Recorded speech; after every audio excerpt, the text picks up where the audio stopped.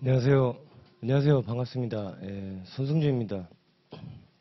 일기 1회차 강의 시작하도록 하겠습니다. 그, 첫 강의다 보니까 이제 OT를 잠깐 해야 되는데요. 저희가 여러분들 이미 알고 오셨겠지만, 예, 연기는 작년 말에 했습니다. 연기는 작년 말에 했고요. 여러분들, 제가 카페를 하나 만들었거든요. T자 이렇게 쓰죠. HTTP 그 다음에 제가 카페 주소가 잘 생각이 안 나는데 카페 주소에 여기 혹시 콜론을 찍나요? 안 찍나요? 콜론 찍나요? 슬래시 두 개에다가 카페 네이버 컴 그 다음에 슬래시 그 다음에 아이고 큰일 날 뻔했네요. SSJ 요게 카페 주소거든요.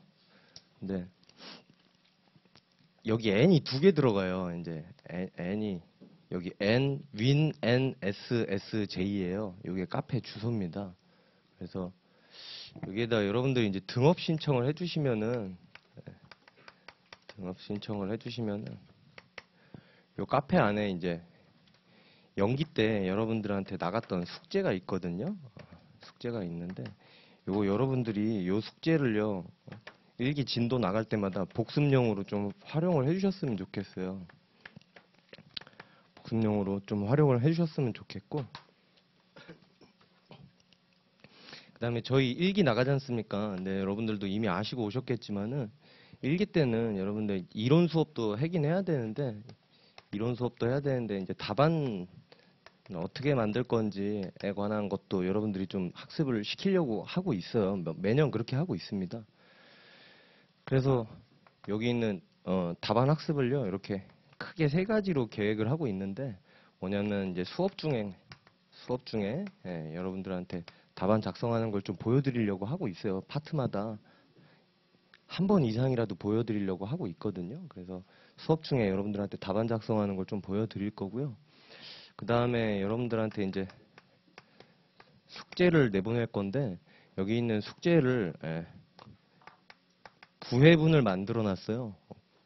9회분을 저희가 11회차 강의거든요. 그래서 2회차부터 10회차까지 한 번씩 해서 20점에서 25점짜리 정도의 문제가 여러분들한테 10번 정도 나가요.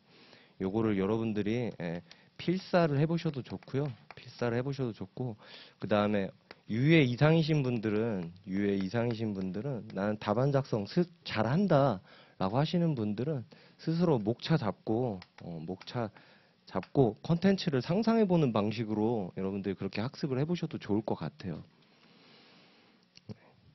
네, 숙제가 9번 나가거든요. 근데 필사는 어떻게 하냐라고 하면요. 이건 다음 시간에 여러분들한테 좀 보여드릴게요. 근데 요 생동분들은 요걸 꼭 해보셨으면 좋겠습니다.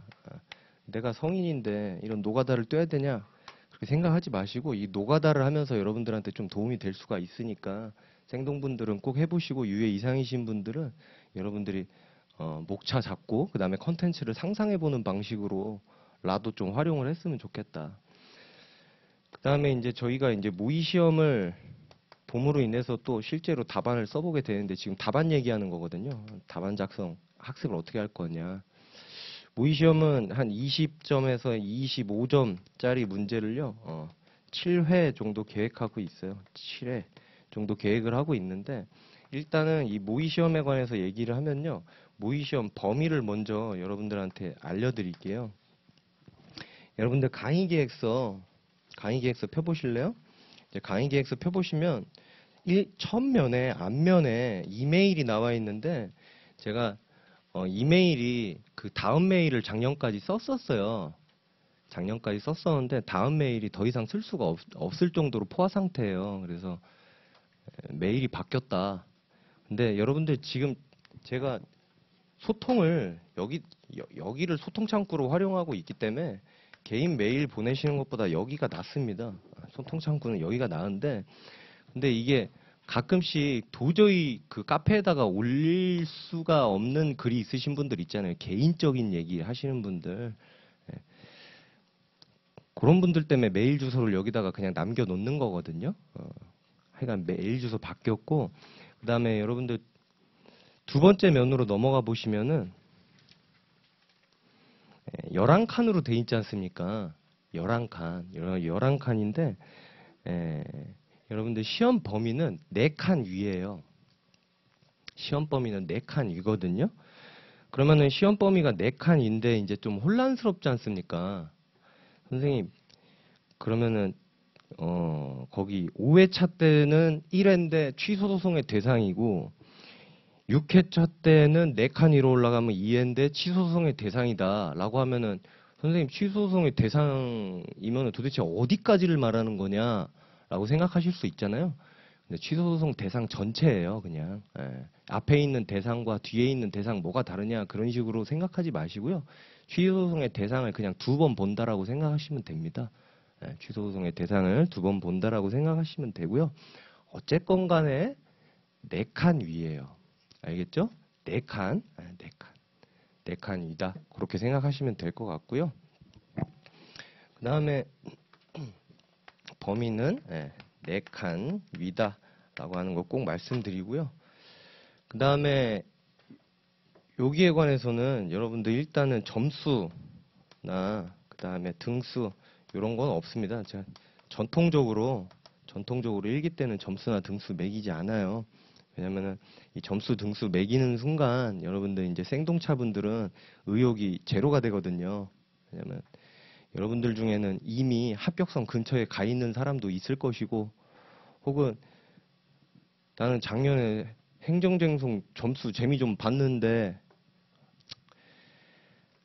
이미 실력이 이빠이 괜찮은데 뭐 딴 것 때문에 뭐 운이 나빠서 떨어진 분들도 있을 거고 근데 사실 그런 분들은 조금 섞여 있으면은 이 시험 보면은 사실 거기 상위권을 그분들이 다 하게 되거든요. 자연스럽게. 그러면 이제 생동분들은 밑에 쭉 깔리다 보면 기분이 우울해져요. 그래서 점수, 등수 없이 여러분들한테 지적질만 하는 그런 첨삭이 될 거예요. 이상하다, 여기가 이상하다라고 하는 건데 여러분들 이 지적질 받는 걸 기분 나빠하면은 이게 답이 없거든요. 답이 없으니까 이런 것들은 여러분들이 널리 받아들여야 됩니다. 안 받아들이시면 안 돼요.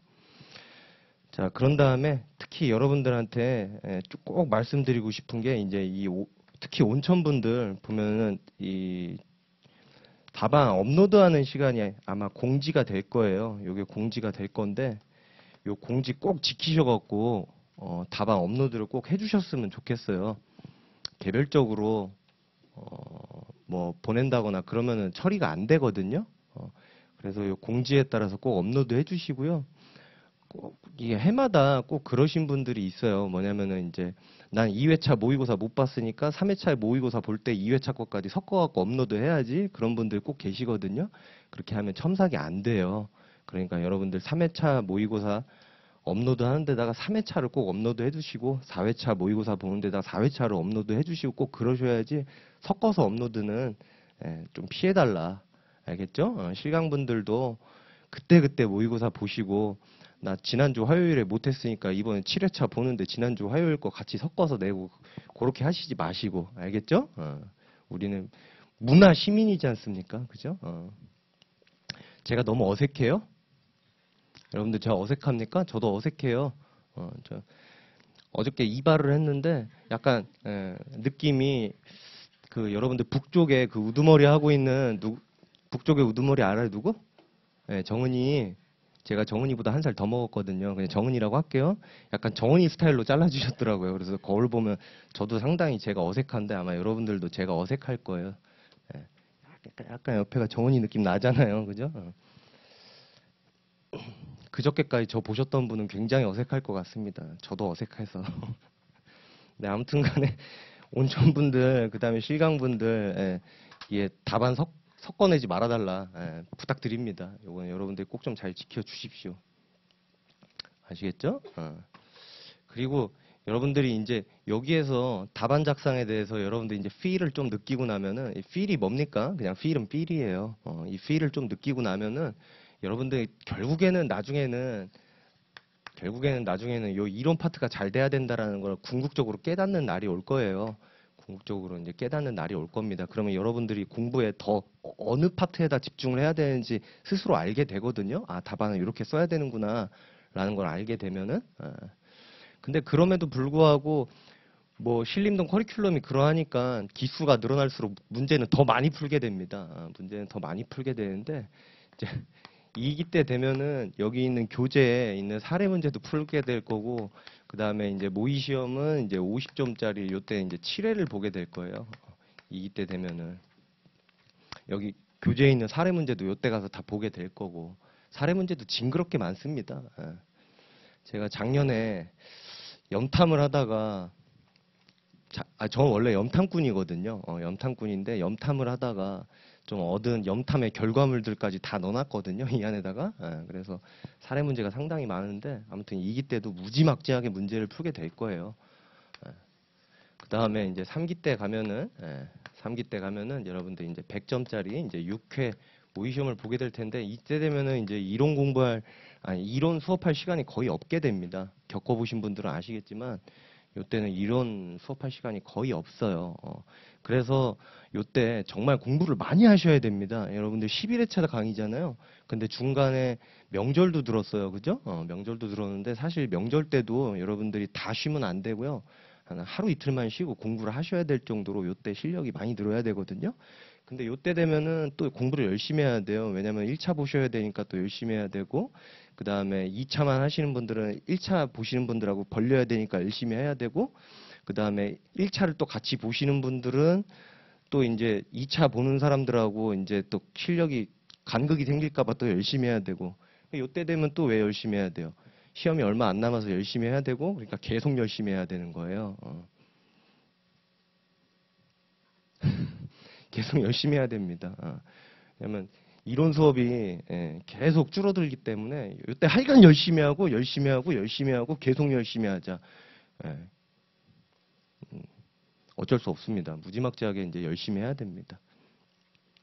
하여간 제가 야 그러면은 올해도 염탐 안 하고 그냥 올해는 그냥 시험 보는 거냐? 아니요. 저는 올해도 여전히 염탐을 할 겁니다. 염탐을 해서 여러분들한테 더 많은 그거를 보여드릴 거거든요. 뭐, 그러니까 더 많은, 뭐랄까, 다양한 문제? 그런 것들을, 제가 입수하려고 입수하는 게 아닌데, 갖다 바쳐요. 수강생분들이 갖다 바쳐가지고, 아주 많은 또, 이게 확보가 될 거예요. 그래서 여러분들은 하여간 열심히 하시고, 저는 또 열심히 할 수 있게끔 많은 걸 또 갖다 바친 거를 또 정리해서 또 드릴 거예요. 작년에 겪어보신 분들은 아시겠죠. 얼마나 많은 걸 저한테 갖다 바치는지. 자, 그런데 일단은 여기 있는 이 답안, 이론은 이따가 또 수업 나가고 여러분들 저 답안의 기본 포맷에 관해서 좀 미리 여러분들한테 좀 설명드리면요. 매 시간 요 답안 포맷을 이용할 겁니다. 어쨌든 지금 1기니까 답안 수업을 할 거라 그랬잖아요. 매 시간 저 답안 포맷을 이용할 건데 요 답안 포맷을 첫 번째는요. 이제 문제 제기를 할 거예요. 문제 제기 목차는 여러분들 잘 아시는 논점의 정리나 혹은 쟁점의 정리 요런 목차를 잡으면 되는 거고요.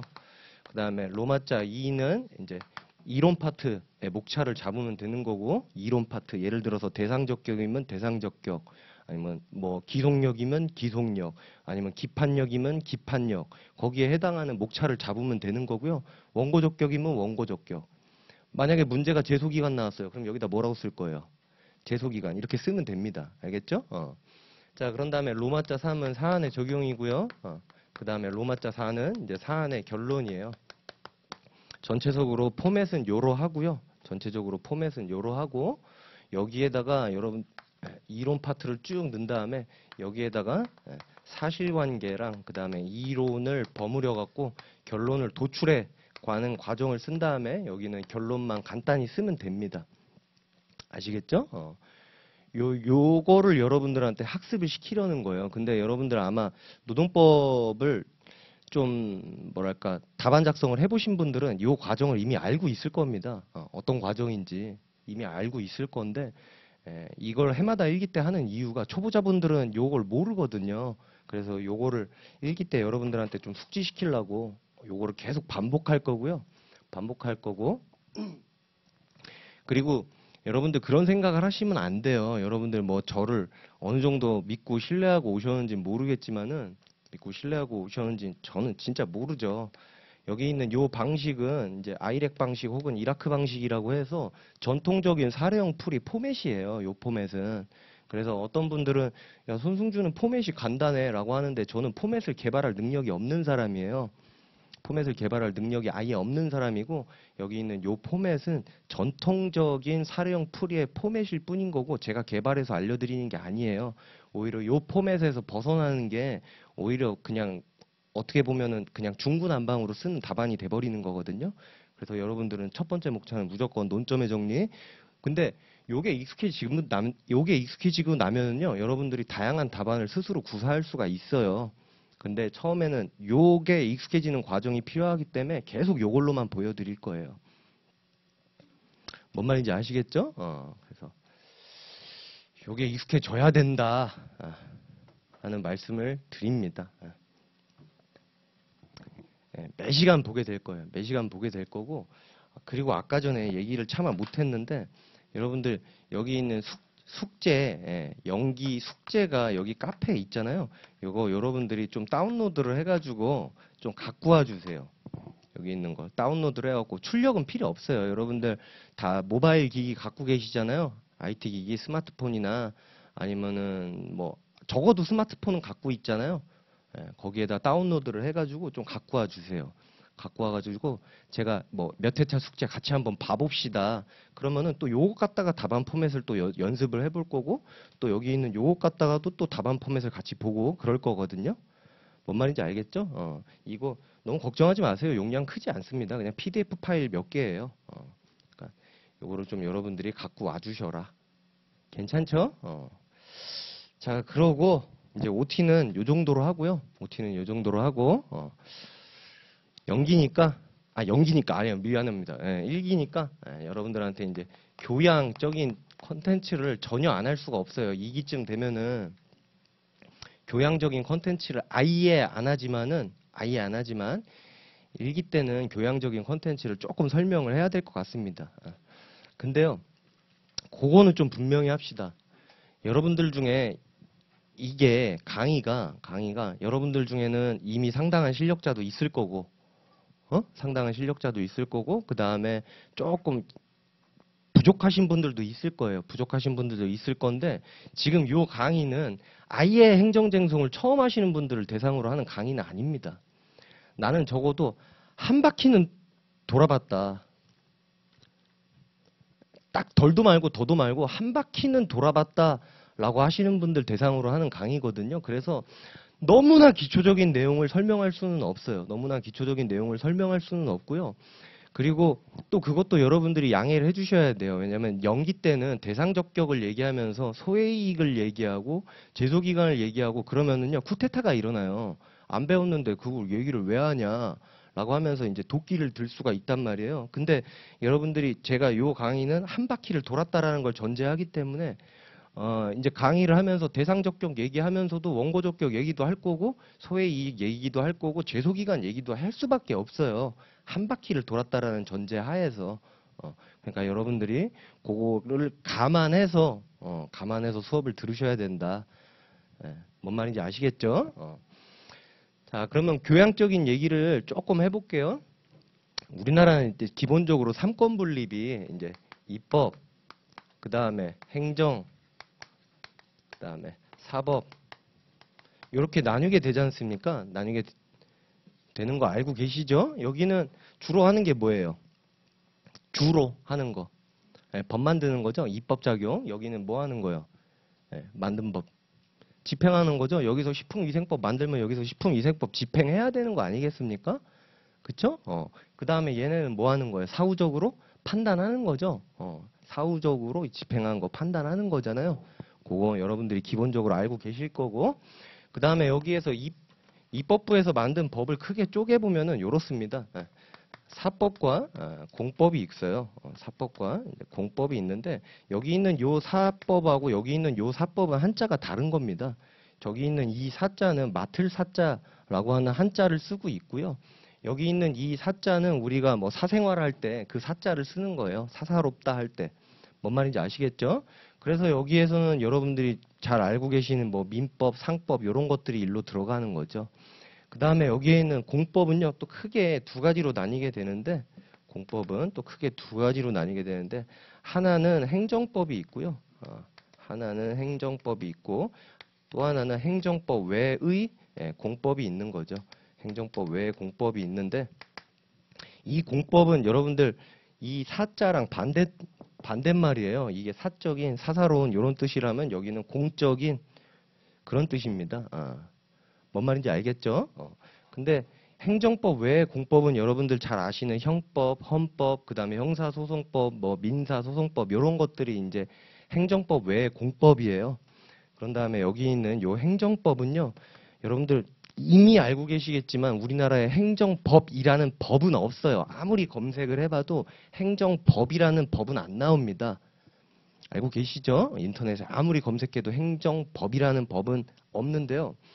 이 행정법은 행정의 작용과 행정의 조직과 그 다음에 행정의 작용과 그 다음에 행정의 구제에 관한 법을 다 합쳐서 그냥 행정법이라고 부릅니다.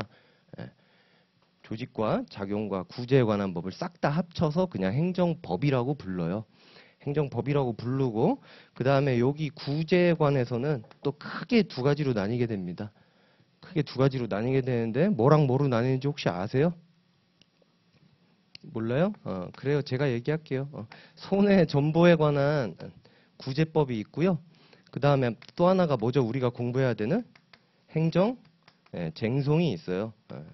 행정 쟁송이 있습니다. 자, 그 다음에 이 손해 전보에 관한 거는 또 크게 두 가지로 나뉘어요. 하나는 손실보상이라는 게 있고요. 그 다음에 또 하나는 국가 배상 이렇게 크게 두 가지로 나뉩니다. 자, 여기 있는 손실보상이라는 거는 행정이 적법한 행정작용을 했을 때에 관한 법이에요. 예를 들어서 나라가 행정 주체가 여기에서 뭐 택지 개발 사업을 한다라고 하는데 땅 주인이 다 다르잖아요. 그럴 거 아닙니까? 땅 주인이 다 다른데 택지 개발 사업을 하려니까 여기 있는 땅을 수용한다라고 하는 표현 들어보셨어요? 땅을 수용했다? 그럼 공익사업법에 근거해서 땅의 소유권을 다 땡겨옵니다. 땅의 소유권을 다 땡겨오면서 그럼 남의 땅을 가져왔으니까 뭐 해줘야 돼요? 돈 줘야 되죠? 그런 거에 관한 법이다. 그 정도만 일단 알고 계시면 되고요. 그 다음에 여기 있는 국가배상법은 여기 있는 국가배상은요. 국가배상은 상당히 광범위한데 여러분들이 알아야 되는 거 딱 한 가지밖에 없거든요. 공무원이 위법한 직무집행과 관련된 그런 행정작용을 하면서 공무원이 위법한 행위를 했을 때 국가가 배상해야 되는 그러한 법이다. 요거는 적법한 거에 대한 손해전보, 요거는 위법한 작용에 대한 손해전보 뭐 요런 게 있다더라 정도만 기억하십시오. 국배는 나중에 기판역에 가서 여러분들한테 자세하게 설명할 일이 또 있을 겁니다. 자, 그 다음에 여기 있는 이 행정쟁송은요, 또 크게 두 가지로 나뉘게 되는데, 행정쟁송은, 자, 뭐가 있어요? 뭐가 있죠? 행정심판이 있고, 그 다음에 또 하나는 뭐가 있죠? 행정소송이 있죠? 행정소송이 있습니다. 여러분들 이미 한 바퀴를 도셨다면 답변을 좀 해줬으면 좋겠어요. 왜냐면은 제가 ISTJ거든요. ISTJ. 그 I가 뭔지 아세요? 내성적인 그 아이입니다. 그래서 소심하기 때문에 여러분들이 그냥 이렇게 한번 가르쳐봐. 너 가르쳐봐 한번. 너 가르치나 못 가르치나 두고 볼랜다. 막 이러고 있으면은 제가 떨려요. 떨린단 말이에요. 게다가 제 혈액형 뭔지 아시죠? A형이잖아요. 그것도 그냥 A형이야? 그게 아니잖아요. A형이에요. 예. 그 A형이란 말이에요. 재미없네요. 예. 근데 아무튼 간에 그 A형인데 여러분들 계속 한번 가르쳐봐. 그러고 있으면 나 떨려 안 떨려요? 떨리겠죠? 그러니까는 자 빨리 얘기 좀 해보세요. 행정심판 뭐 있어요? 일반 행정심판법에 뭐 있습니까? 취소심판이 있고요. 그 다음에 예, 무효등 확인 심판 있고 또 뭐 있어요? 예, 의무이행 심판 요렇게 있죠? 그쵸? 자, 그런 다음에 행정소송법 3조를 빨리 펴보세요. 행정소송법 3조를 얼른 펴보면은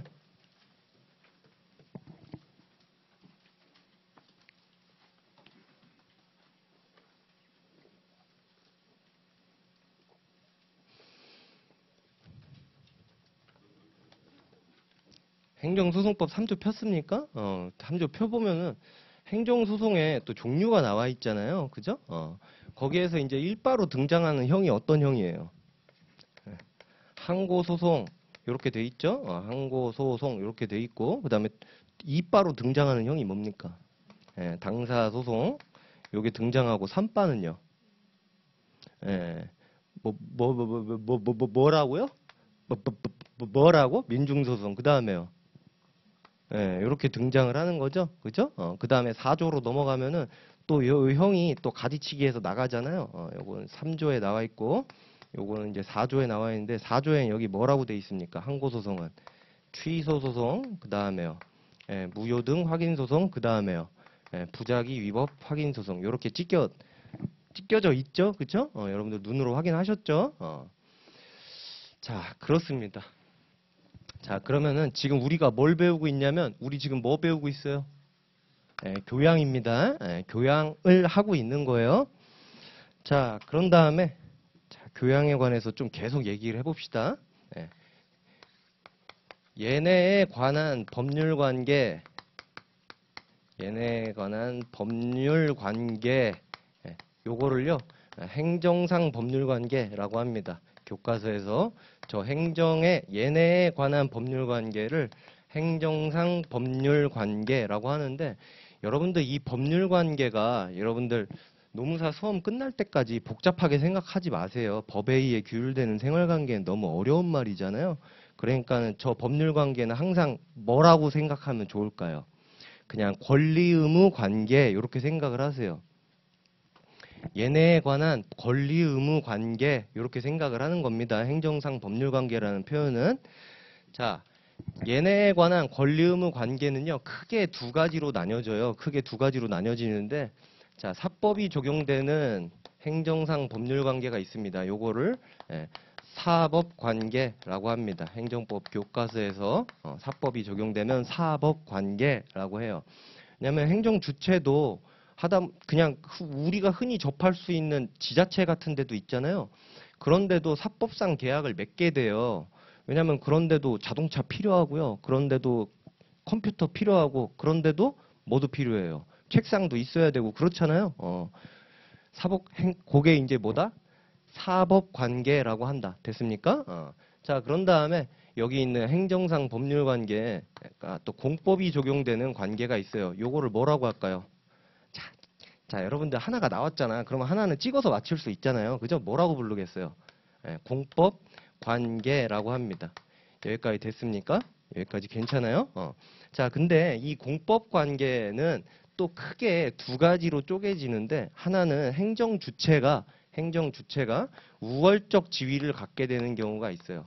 우월적 지위를 갖게 되는 경우가 있고 요 공법 관계가 적용되는 것 또 하나는 상대방과 대등 지위를 갖게 되는 경우가 있습니다. 아이고 벌써 졸려. 표정 보니까 딱 졸리네. 아, 나 저거 다 아는 건데. 근데 어떡해요. 그래도 조금 교양을 할 수밖에 없어요. 자, 대등지위를 갖게 되는데, 여기 있는 이 대등지위에 해당하면은 지금 우리가 공부해야 되는 게 행정소송이잖아요. 행정소송인데, 일단 공법관계가 적용되면은, 자, 뭐가 적용되면요? 공법관계에 해당하면은, 일단은 행정소송으로 처리되는 게 원칙이에요. 뭘로 처리된다고요?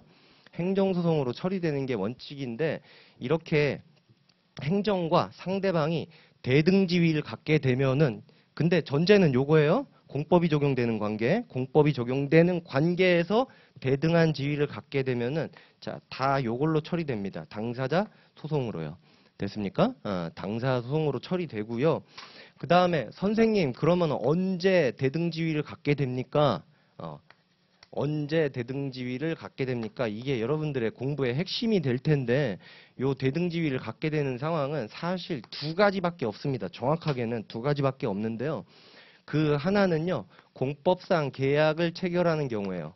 공법상 계약을 체결하는 경우인데 그게 왜 대등관계입니까? 계약은 원래 대등한 거거든요. 그래서 공법상 계약에 관한 행정소송은 다 당사자 소송으로 다투게 되는 겁니다. 알겠죠? 다 당사자 소송으로 다투게 되는 거고 그 다음에 또 하나는요. 뭐냐면 법에 의하여 법률관계에 변동이 일어나면 그것도 대등지위에 놓이게 됩니다. 자 보세요. 법에 보세요. 지금 우리가 전제가 어디서 나왔어요? 공법이 적용되는 관계죠. 공법이 적용되는 관계에서 대등지위에 놓여야 되는데 결국에는 공법관계라는 건 뭐예요? 권리의무 관계를 얘기하는 거죠. 권리의무 관계를 얘기하는 거잖아요. 근데 이 권리의무가 공법이 적용되는데 법에 의하여 권리의무에 변동이 일어났다라고 하면 대등지위에 놓이게 되는 겁니다. 법에 의하여 권리의무에 변동이 일어나면요. 법 앞에는 원래 평등한 거거든요. 법 앞에서는 평등한 거기 때문에 대등지위에 놓이게 됩니다. 자, 다시 한번 권리의무가 뭐에 의해서 변동이 일어나면요? 법에 의해서 직접 변동이 일어나면 법에 의해서 권리의무가 직접 형성되면은 그때는 대등한 지위에 있게 되는 거예요. 행정과 상대방이. 뭔 말인지 알겠습니까? 나중에 당사소송에서 저 판례만 죽살나게 보게 될 겁니다. 어떨 때 대등지위가 형성되는지. 예. 자, 그래서 지금은 여러분들한테 그냥 스포를 한 거에 불과하고요. 여러분들은 일단 크게 두 가지만 기억하세요. 여기 있는 우월적 지위와 대등지위에 놓이게 되는데 행정상 법률관계에서 공법관계는 우월지위와 대등지위에 놓이는 경우가 있는데 이 대등지위는 공법상 계약에 해당하면 계약이니까 다 뭘로 처리하고 당사소송으로 처리하고 그 다음에 이 대등한 지위는 법에 의해서 권리의무가 변동됐을 때도 동일하다. 됐죠? 법에 의해서 권리의무의 변동이 일어나면 왜 동일하다고 했어요? 법 앞에는 평등하기 때문에. 법 앞에는 대등하기 때문에 법에 의해서 권리의무의 변동이 일어나면 대등한 것이다. 요거 딱 두 가지만 기억하라고요. 알겠죠? 자, 그런 다음에 이쪽에 이제 행정이 우월적 지위를 갖게 되는 경우에는 상황이 이렇게 달라집니다. 상황이 이렇게 달라져요. 첫 번째 행정이 어떤 작용을 해서 지금 권리 의무가 변동이 일어났는데 행정이 어떤 작용을 해서 권리 의무가 변동이 일어났는데 그 작용이 처분 등이나 혹은 부작위에 해당한다라고 하면은 다 요걸로 처리됩니다. 다 요걸로 처리돼요. 여기 있는 요거 항고 소송으로 처리됩니다. 자, 그러니까 요 소송은 대등한 사람들끼리 싸우는 소송인 거죠. 아까 전에 대등 지위는 다 요걸로 처리되니까, 그죠? 그러면 요거는 행정이 우월적 지위에 있을 때 요걸로 처리되는 겁니다. 뭔 말인지 알겠죠? 그 다음에 또 있잖아요. 뭐요? 여기 있는 요것도 처분 등이나 부작위에 해당하면은 다 저걸로 처리되는 겁니다. 됐죠? 여기까지? 예. 자, 그런 다음에 처분 등이나 부작위에 해당하지 않는 경우에 기본권 침해 가능성이 있다라고 하면은 자, 아시는 분들 얘기해 보세요. 뭘로 처리돼요? 네, 요거는 헌법 소원으로 처리되는 겁니다. 헌법 소원으로 다툴 수 있는데 여러분들한테 헌법 소원을 직접 물어보지는 않을 거예요. 왜냐면은 여러분들은 헌법 시험 보는 게 아니잖아요. 그러니까는 그냥 저러나 보다 하고 넘어가시면 됩니다. 자, 근데 우월적 지위에 있으면서 여기에도 해당 안 하고 여기에도 해당 안 하면은 근본적으로 구제제도는 없습니다. 국내에. 저기에도 해당 안 하고 저기에도 해당 안 하면 구제할 방법은 없어요. 공공기관 찾아가갖고 진상을 부리거나 그런 거는 제대로 된 구제 방법이 아니잖아요. 그죠? 여기까지 괜찮아요? 그래서 여러분들이 요거를 잘 이해를 해 주셔야 돼요. 요거를 여러분들이 잘 기억을 해 주셔야 되는데 왜 그러냐면요. 여러분들 죽살나게 공부 제일 많이 하는 게 행정소송에서 뭐예요? 취소소송이죠. 근데 취소 소송 중에서도 죽살나게 공부 많이 하는 게 뭡니까? 죽살나게 공부 많이 하는 거. 처분이죠. 그렇잖아요. 취소 소송 중에서도 비중이 제일 많은 게 처분이잖아요. 근데 여러분들도 아시겠지만 처분이 판례가 상당히 넓게 보고 있단 말이에요. 근데 넓게 보는 이유가 도대체 뭐냐라고 생각을 해보면요. 근본적으로 요것 때문이에요. 지금 밑줄 그은 거. 왜냐면 여기에 해당 안 하면은 여기에 해당 안 하면요. 여기나 여기에 해당할 가능성이 거의 없거든요. 그러면 행정이 어떤 작용을 했는데 국민이 구제받을 방법이 없어요. 국내에 없단 말이에요. 그렇기 때문에 여기 있는 예를 넓게 보는 수밖에 없어요. 국민을 구제하려면은 예를 넓게 봐야 행정이 우월적 지위에 있을 때 구제가 가능하단 말이에요. 뭔 말인지 알겠죠? 그래서 예를 상당히 넓게 보는 거예요. 여기까지 괜찮습니까? 지금 우리 교양하고 있습니다. 교양이요? 교양하고 있는 거예요. 자, 그런 다음에 자, 잠깐 여기 좀 봅시다. 행정 주체에 관해서 아주 간략하게만 조금 얘기를 할게요. 행정 주체에 관해서 아주 간략하게 좀 얘기를 하면은 이 행정 주체는요, 크게 이제 본래적 주체가 있어요. 여기 있는 이 본래적 행정 주체는 크게 또 두 가지로 나뉘게 됩니다. 하나는 뭘까요? 국가, 대한민국이 있고요. 또 하나는 뭘까요? 지자체가 있습니다. 국가와 지자체가 있어요. 자, 근데 여기만 좀 들여다보더라도 여러분들 여기에 지금 대빵이 누굽니까? 우리나라 행정부 수장을 뭐라 그래요? 세 글자로. 뭐 윤석열 이러지 말고 그건 사람 이름이고요. 행정부의 수장을 뭐라 그래요? 나라를 대표하는 사람. 대통령이라고 하죠. 대통령이라고 하고 요 밑에 누구 있습니까? 총리가 있죠. 총리가 있고 여러분들 다 알고 있는 거예요. 여러분들 뉴스만 봐도 알 수 있는 거잖아요. 그죠? 이 총리 밑에 뭐가 있어요? 시따르타가 있죠. 시따르타 부처라고 하죠. 총리 밑에 부처가 있어요. 어렵네요. 근데 계속 그렇게 까다롭게 굴 거예요? 여러분들 측은지심 몰라요? 재미가 없어도 재밌는 척이라도 할 수 있잖아요. 그죠? 시따르타 뭐라고? 부처. 그래서 총리 밑에 크게 두 개 부가 있고 뭐가 있어요? 처가 있어요. 시따르타. 그죠? 시따르타가 이렇게 있는데 저 부 여러분들 아는 거 많아요. 뭐 여러분들 아는 부 뭐 있어요? 기재부? 와 대박이다. 뭐 있어요 또 기재부 말고. 뭐 법무부? 그래 법무부도 알고 또 뭐도 알아요? 보건복지부? 우와 되게 많이 하네. 그런 게 다 부라고 하는 거예요. 뭐 부가 열 몇 개 되는데 저도 암기 못해요. 그거 암기해봐요. 우리 시험에 부에 관해서 다 쓰시오. 이런 문제는요. 안 나와요. 절대 나오지 않아요. 그냥 어쨌든 부가 몇 개 있고 그 다음에 여기 처는 또 뭐가 있어요? 몇 개 있어요. 근데 뭐 처가 뭐 예를 들어서 인사혁신처 그 다음에 또 뭐 있어요? 법제처 그 다음에 뭐 보훈처 뭐 그래 아무튼 처가 몇 개 있겠죠. 뭐 그래갖고 아무튼 처들이 있어. 그런 다음에 이 기재부 밑에는 또 뭐가 있어요? 부 밑에는 또 청이 있죠. 뭐 예를 들어서 기재부로 치면은 국세청도 있고 돈 관련된 거, 관세청도 있고, 그 다음에 돈 관련된 거 조달청 있고, 또 뭐 있냐? 통계청 있고, 그 부 밑에 뭐가 있다? 청이 있다. 청이 있다.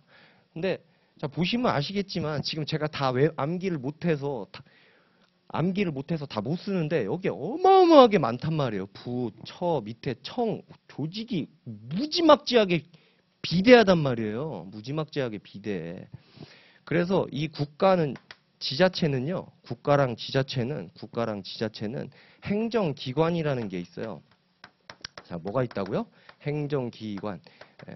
공무원으로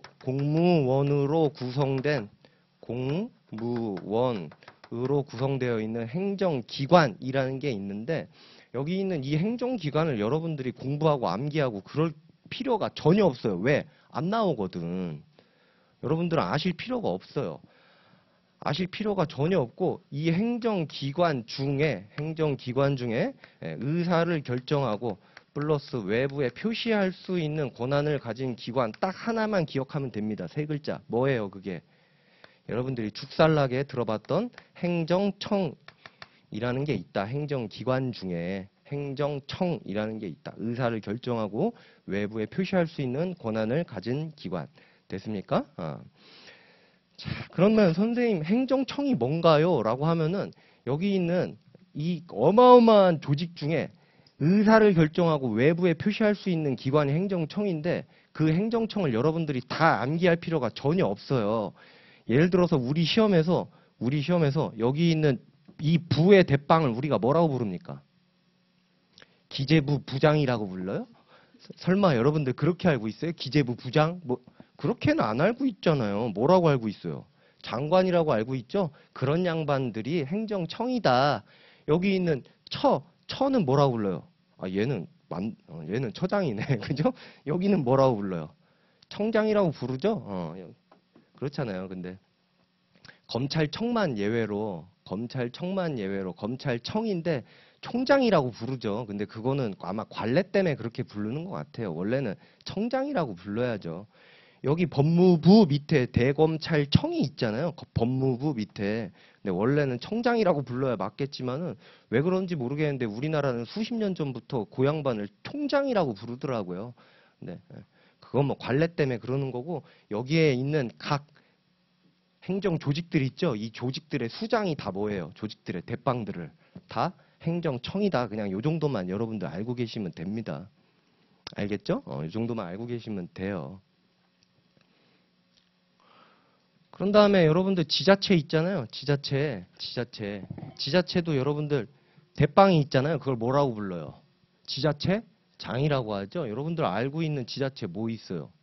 도도 있고 뭐 특별자치시도 있고 그 다음에 그냥 시도 있고 그 다음에 서울 같은 경우는 구가 기초지자체잖아요. 구 자체가 그러니까 뭐 송파구 구청장 아니면 강북구 구청장 그런 양반들이 다 뭐예요? 대빵들이 행정청입니다. 그 정도만 알고 계시면 돼요.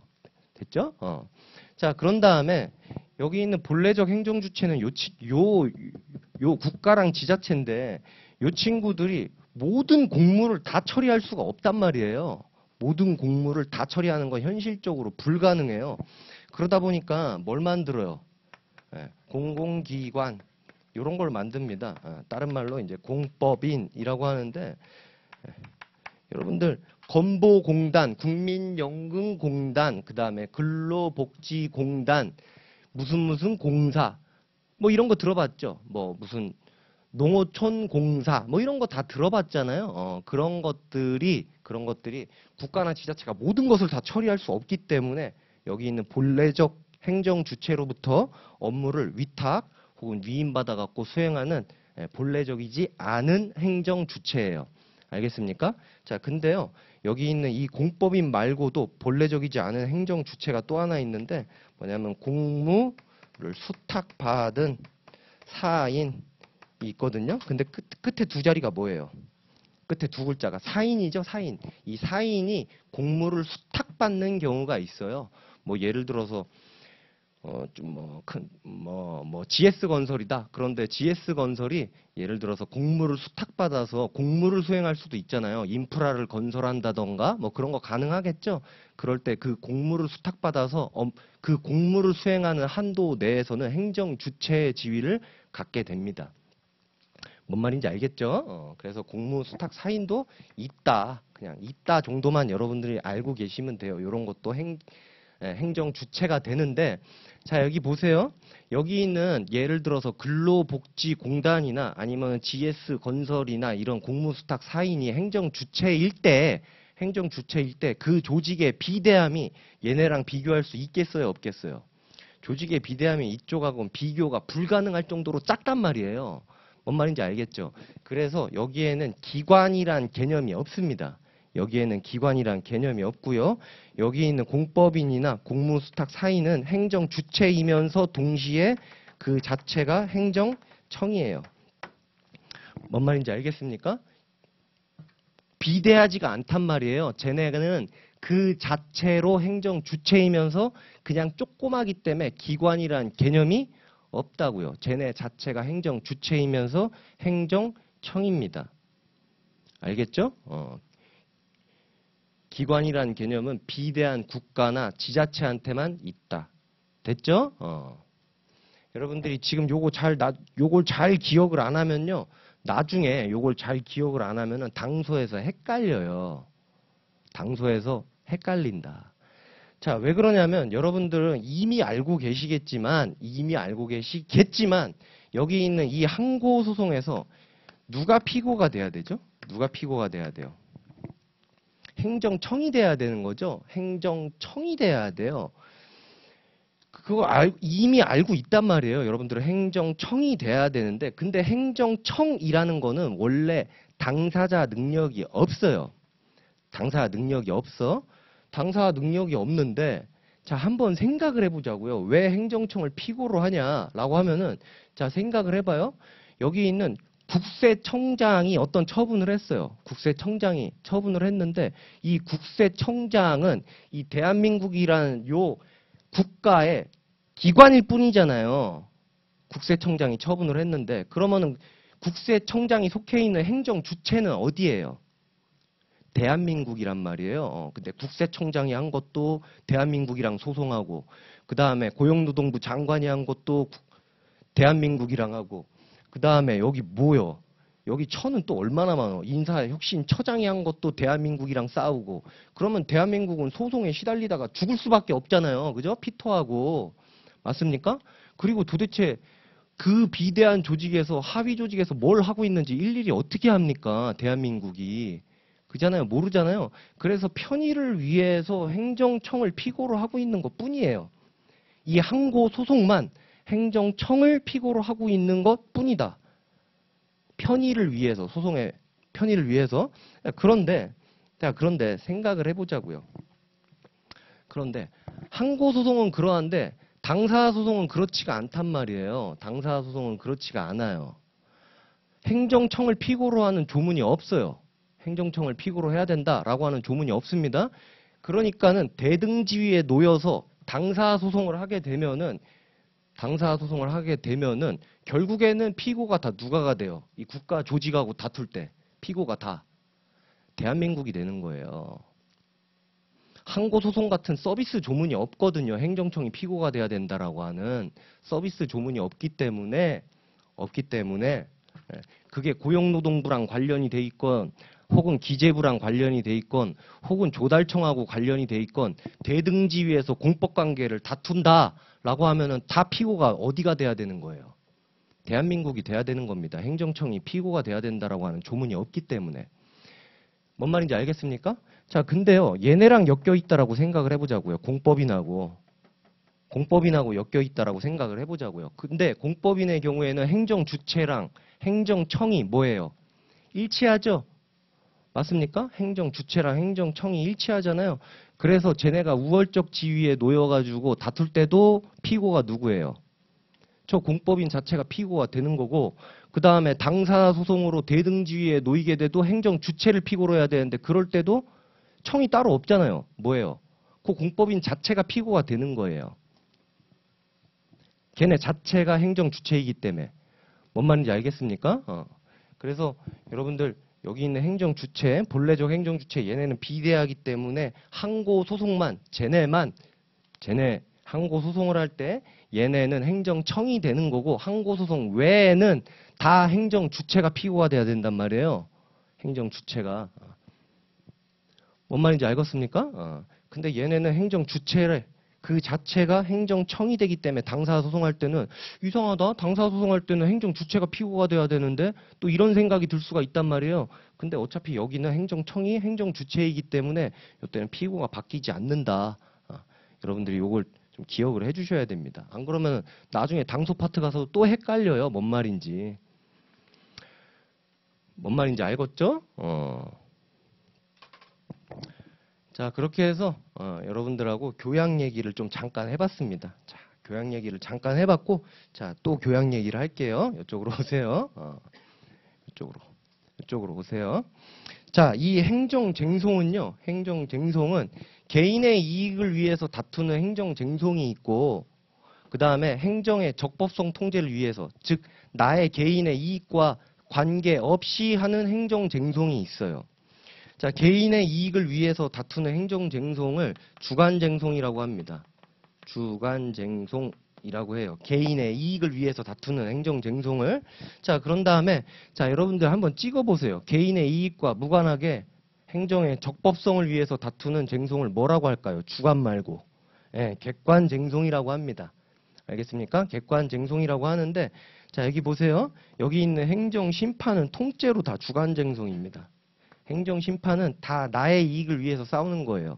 그게 뭐 음주운전이든 아니면은 뭐 예를 들어서 영업정지든 뭐든 다 개인의 이익을 위해서 싸우는 것 뿐이에요. 뭔 말인지 알겠죠? 자, 그런 다음에 여기에 항고소송하고 행정소송에서 당사소송 요거 있잖아요. 여기 있는 요 두 개도 주관쟁송입니다. 개인의 이익을 위해서 다투는 거예요. 나의 이익을 위해서 다투는 거란 말이에요. 나의 이익을 위해서. 자, 그런 것이고 여기 있는 요 두 개는 객관쟁송입니다. 여기 있는 행정소송 중에서 민중소송과 기관소송은 객관쟁송, 즉 행정의 적법성 통제를 위해서 싸우는 소송이에요. 자, 그런데 여기 우리 조문을 여러분들이 보셨는지 모르겠는데 여기에 관해서는 우리의 행정소송법 법전에 조문이 거의 없어요. 법전에 조문이 거의 없습니다. 그래서 저거는 여러분들 시험에 나오지 않아요. 안 나오고요. 그 다음에 공직선거법이나 혹은 지방자치법이나 혹은 국민투표법 이런 데 흩어져 있습니다. 근데 우리 시험용 법전에 들어가 있지 않아요. 알겠죠? 시험용 법전에 없기 때문에 저걸 여러분들한테 물어보는 건 거의 불가능에 가깝습니다. 알겠죠? 불가능에 가깝고 그 다음에 여러분들 법전 한번 펴보세요. 행정소송법 폈습니까? 행정소송법 펴보시면은 자, 어디로 가시냐면 34조를 한번 가보세요. 행정소송법 34조.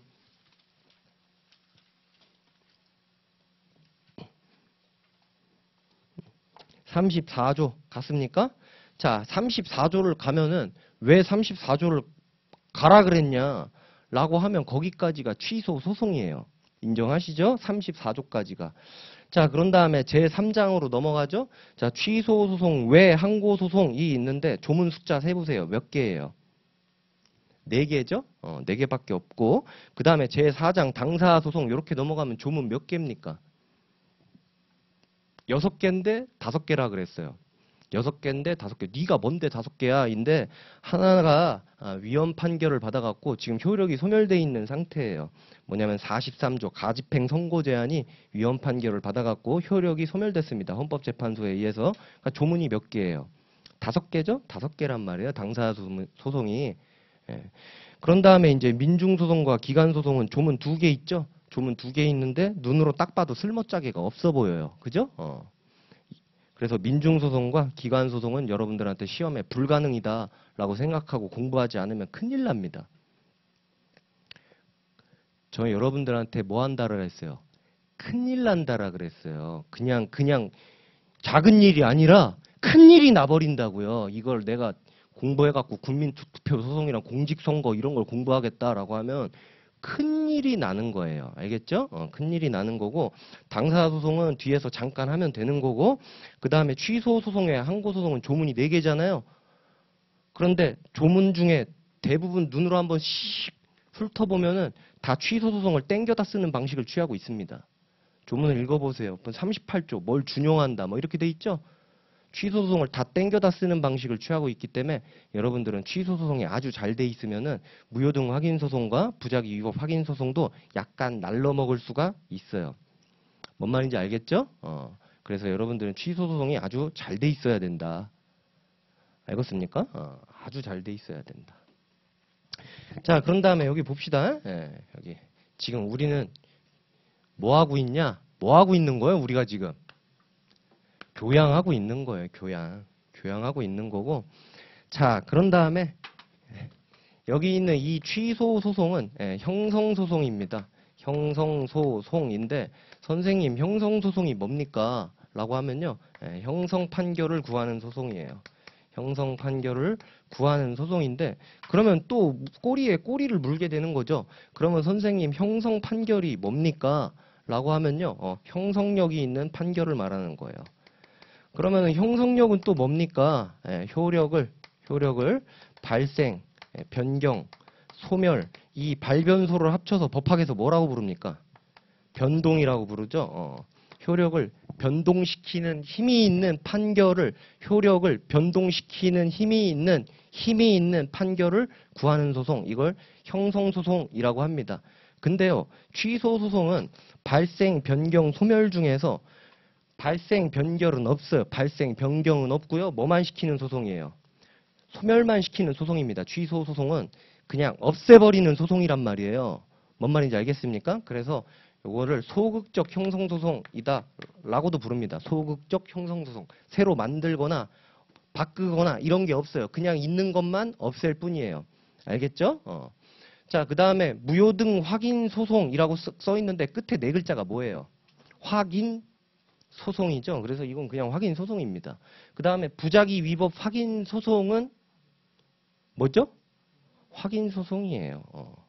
말 그대로 법률관계 효력, 유무효 내지는 존재, 부존재를 확인하는 소송일 뿐이에요. 아, 그거 있다, 없다, 유효다, 무효다 우리가 확인해 줄게 라고 하는 소송입니다. 됐습니까? 여기까지 괜찮아요? 여기까지 괜찮죠? 자, 그러면 여기 있는 이 취소 잠깐 얘기해 보자고요. 취소 심판. 이 취소 심판은 무슨 심판일까요? 이제 하나 했으니까. 하나 했잖아요, 옆에. 무슨 심판일까요? 이거는 굳이 이름을 붙이자면 형성 심판이라고 할 수 있겠죠? 그쵸? 그 다음에 여기 있는 무효등 확인 심판은 굳이 이름을 붙이자면 뭐라고 부를 수 있겠어요? 확인 심판이라고 부를 수 있겠죠? 근데 여기에 있는 의무 이행 심판이라는 게 있단 말이에요. 의무 이행 심판. 자, 의무 이행 심판이라는 게 등장을 하는데,